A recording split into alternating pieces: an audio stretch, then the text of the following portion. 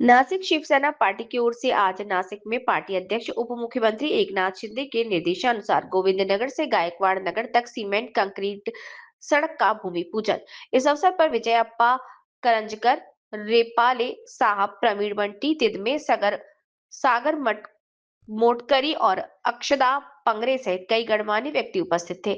इस cement सड़क के निर्माण से प्रभाग में होने वाली यातायात जाम की समस्या का स्थायी समाधान होगा। साथ ही स्वच्छता पर विशेष ध्यान दिया जाएगा। प्रभाग में सीसीटीवी की व्यवस्था, बच्चों और युवाओं के लिए रोजगार के अवसर, वरिष्ठ नागरिकों के लिए विशेष सुविधाएं, सामाजिक एकता को मजबूत करने के कार्य तथा पानी की समस्या के समाधान के लिए वाटर सप्लाई टैंक का के कार्यों का भी भूमि पूजन किया गया। इस कार्यक्रम में हजारों की संख्या में नागरिक उपस्थित थे। महिलाओं की उपस्थिति विशेष रूप से उल्लेखनीय रही। छोटे बच्चों के लिए पुरस्कार वितरण किया गया, जबकि वरिष्ठ नागरिकों के लिए विभिन्न प्रकार के मनोरंजन और खेलों का आयोजन किया। नासिक से वंदे भारत के लिए विजय सोनवणे की रिपोर्ट। त्यांच्या कृपा आशीर्वादाने आत्ताही 21-0 करून पुन्हा तीच नगराध्यक्ष होणार आहे, हे तुम्हाला सांगतो। बाकी काय शिवसेनेचं काम बोलत असतं, शिवसेनेने चांगलं काम केलं ना तर लोक कधीही त्याचे फळ देतात। म्हणतात ना, शुद्ध बीजापोटी फळे रसाळ गोमटी, गोमट्या बीजाची फळे गोमटी, नाही तो बीज बोळे बबुल का आम कासे पाये। काही विरोधक महाबळीचे काटे पेरतात, पण त्यांच्या पायामध्ये काटेच घुसणारे निवडणुकीमध्ये हे पाहायचं, बाकीची कशाला चिंता करतोय। पण ती नगरपालिकेमध्ये लोकांच्या आवश्यकता काहीच नसतात। रेपाळे साहेब, तुम्ही नगरपालिका ठाणे महापालिकेमध्ये सभापती अनेक पद भूषवलेली, अनेक वर्ष तेही ठाणे महानगरपालिकेमध्ये नगरसेवक आहे, सभापती आहे, अमुक धमुक फार सगळे पद पाहिलेले। नगरपालिकेमध्ये लोकांच्या गरजा काय असतात, वॉटर मीटर गटर, याच्या पलीकडे काहीही गरजा नसतात। जन्मापासून तर मृत्यूच्या दाखल्यापर्यंत कुठं जावं लागतं तर नगरपालिकेत।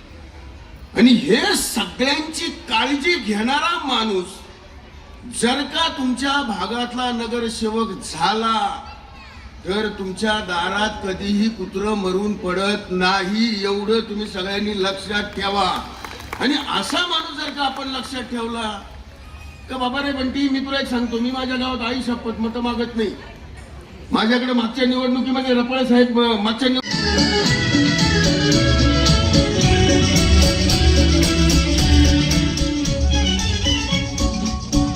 मेरा जूता है जापानी, ये पतलून इंग्लिस्तानी, सर पे लाल टोपी, टोपी हवी है टोपी, हिंदुस्तानी। मेरा जूता है जापानी, ये पतलून इंग्लिस्तानी, सर पे लाल टोपी, रूसी फिर भी दिल है हिंदुस्तानी। मेरा जूता है जापानी। क्या बात है। So we have the winning जोडी, जोरदार टाळ्या झाल्या पाहिजे।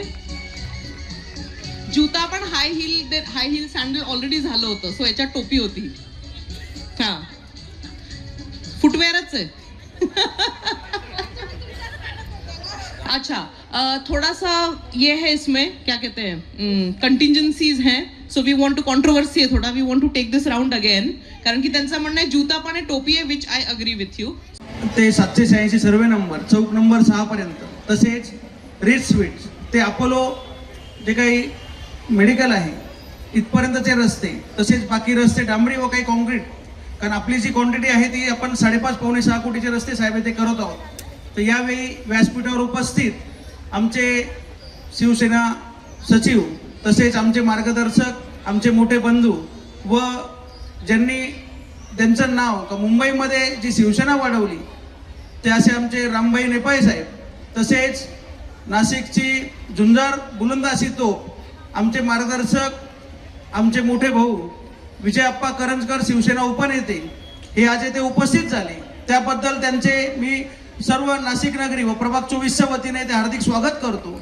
आणि समोर उपस्थित सर्व माता भगिनी, सर्व ज्येष्ठगण, बालगोपाळ, आपण सर्वजण विनंतीला मान देऊन येथे उपस्थित झाला। साहेब सगळे 6 वाजेपासून सगळ्या महिला व सगळे आमचे लोक येथे उपस्थित झाले। आज आपण एवढंच सांगतो की गोविंदनगर मधील हे रस्ते तर होणारच आहे, त्यानंतर आपण इथे एक जॉगिंग ट्रॅक तयार केले। आपण बघू की अपेक्स हॉस्पिटल समोरचं आपण तिथे जॉगिंग ट्रॅक व क्रीडांगण तयार केलंय, तसेच आपण ग्रीन जिम असतील, खेळण्या असतील, अशा भरपूर सारी बेंचेस असतील. शिंदे साहेबांनी आपल्याला 2 कोटीचे बेंचेस नुसते दिले व आपण आतापर्यंत बघू साहेब तर आम्हाला 125 कोटीच्या पुढे निधी आतापर्यंत प्रभाग 24 मध्ये साहेबांच्या नगरविकास निधी असेल किंवा इतर खाते आहेत त्यामधून मिळाला आहे. आपण बघू की शहरामध्ये फक्त नाशिक प्रभाग 24 मध्ये आता आपण बघू की जेवढा विकास चालू आहे एवढा विकास आपल्याला कुठे बघायला मिळणार नाही. कारण 4 वर्षापासून कोणी नगरसेवक नाहीये. कारण मध्ये 2 वर्ष कोरोना ही महामारी होती.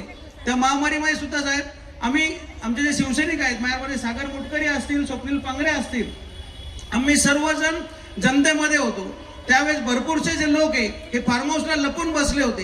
कारण ते कोणी कोरोनामध्ये लोकांमध्ये नव्हते किंवा कुठलं पेशंट ऍडमिट करायचे, कुठल्या कोणाच्या अँटीजन टेस्ट असतील. आम्ही पूर्ण प्रभागामध्ये 86 ठिकाणी आतापर्यंत अँटीजन टेस्ट त्यावेळेस घेतले. त्यावेळेस मास्क आम्ही लोकांना दिले आहेत. त्यानंतर जे काही ऑक्सिजन कॉन्सेंट्रेटर आहे ऑक्सिजन कॉन्सेंट्रेटरची सुविधा सुद्धा आम्ही शेकडो लोकांना त्यावेळेस करून दिली आहे. तर माझं आपण जर बघू की एवढं काम बाकीच्या कुठल्याही प्रभागात आपल्याला बघायला मिळणार नाही. कारण जे काही मान्य एकनाथजी शिंदे साहेब असतील, मान्य दादाजी भुसे साहेब असतील, नेपाळे साहेब असतील, विजू आप्पा असतील, आमचे सहकारी सर्वच नेते असतील, या सगळ्यांच्या सहकार्यामुळे आपल्याला हे शक्य झालं आहे. आणि आपण बघू की आपली ज्या काही सरकारी योजना होत्या या कधीच कोणाला आजपर्यंत माहीत होत नव्हत्या.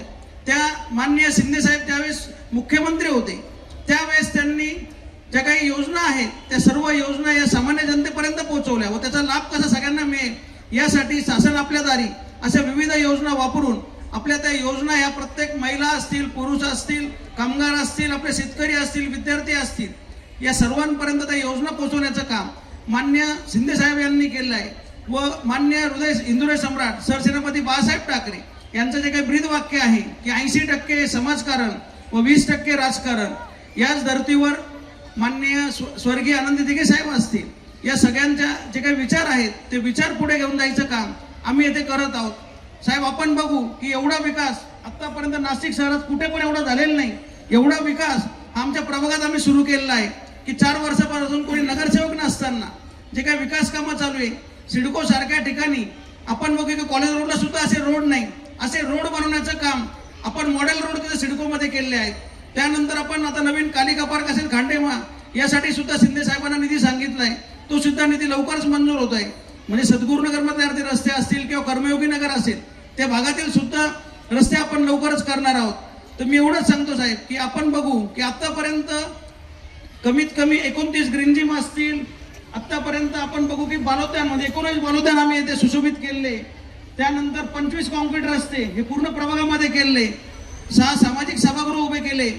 T-55 रणगाडा की जो पाकिस्तानच्या युद्धामध्ये त्यांनी 56 रणगाडे उद्ध्वस्त केले होते पाकिस्तानचे, तो रणगाडा सुद्धा आपण लेखानगरला आपण आणलाय. तसेच आपण आता MiG-21 जे फायटर प्लेन आहे ते फायटर प्लेन सुद्धा 2 प्रतिकृती हे आपण लेखानगर येथे आता लावत आहोत. त्याचं सुद्धा लवकर जनावर आपल्याला करायचं आहे. त्यानंतर 20 लाख लिटरचा जो काही जलकुंभ आहे पाण्याचा तो सुद्धा आपण कर्मयोगी नगरला तयार केला आहे. की गोविंदनगर असेल, सद्गुरू जो काही डेव्हलपमेंट एरिया आपला नवीन सगळा त्या एरियामध्ये पाण्याची जी काही सुविधाच्या मध्ये 1 वर्षापासून प्रॉब्लेम होता तो प्रॉब्लेम त्याच्यामुळे सॉल्व्ह होणार आहे. ती टाकी सुद्धा आपण गेल्या 20 दिवसापूर्वीच तिचं उद्घाटन केलेलं आहे व ते काम सुद्धा आपण चालू केलेलं आहे. निश्चित पाण्याचा प्रश्न सुद्धा लवकरच मार्गी लागणार आहे. साहेब आमची एक विनंती होती की आम्हाला आता सिंहस्थ आहे तर सिंहस्थाच्या धर्तीवर गोविंदनगर आणखी डेव्हलप होते तर गोविंदनगरसाठी एक सेपरेट जलकुंभ त्याची जर व्यवस्था झाली तर एक चांगला निर्णय होईल. त्यामुळे आमच्या गोविंदनगरचा जो काही डेव्हलपमेंट एरिया आहे त्याला कुठली पाण्याची कमतरता भासणार नाही. तर आम्हाला तेवढं साहेबांना सांगून एक जलकुंभ अजून नवीन एक आता याच्यामध्ये मंजूर करून द्यावा ही एक विनंती आहे. व कालिका पार्क, खांडेमहा, सद्गुरुनगर, कर्मयोगी नगर, महाले फार्म या ठिकाणचा काही भाग आमचा थोडासा बाकी आहे डेव्हलपमेंटचा. तिथे आता डांबरी रस्ते आम्ही करतोय पण त्या लोकांचं म्हणणं आहे की बाकी 55-60% भाग तुम्ही कॉन्क्रीट केला तर आता आमचे सुद्धा भाग तुम्ही कॉन्क्रीट करावा. तर आमची विनंती आहे की त्यासाठी जर आम्हाला आणखी 20-25 कोटी निधी भेटला तर त्यामध्ये आमचा पूर्ण प्रभाग 100% कॉन्क्रीट होईल. कुठला भाग डांबरी राहणार नाही. जे काही थरावर थर नुसते चढून घरं सगळे खाली जात आहेत व रस्ते वरती येत आहेत हा सगळ्यात मोठा प्रश्न आमच्या सिडको गोविंद सगळ्याच भागात होता.